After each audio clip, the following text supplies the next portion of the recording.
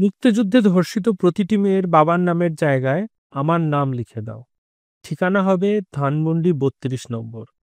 মুজিবুর রহমান সেই অমর ব্যক্তিত্ব যার হাত ধরে বাংলাদেশের স্বাধীনতা এসেছিল, সেই মুজিবুর রহমানের বাড়ি ৩২ নম্বর আজকে মিশে গেল মাটিতে।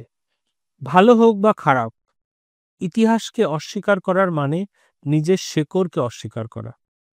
আমাদের মানে ভারতবর্ষে প্রচুর মোঘল শাসনের কিংবা ব্রিটিশদের স্থাপত্যের প্রচুর কীর্তি আছে, কিংবা আছে প্রচুর বড়লাটের বাড়ি কিংবা মুঘল রাজপ্রাসাদ। আপনি পাবেন তাজমহল, আপনি পাবেন লালকেল্লা। এদের কোনোটাই কিন্তু ধ্বংস করা হয়নি। কোনো সুস্থ দেশেই এই জিনিসটা হয় না। যে জাতি নিজের ইতিহাসকে পোড়ায় সেই জাতির ভবিষ্যৎ কি?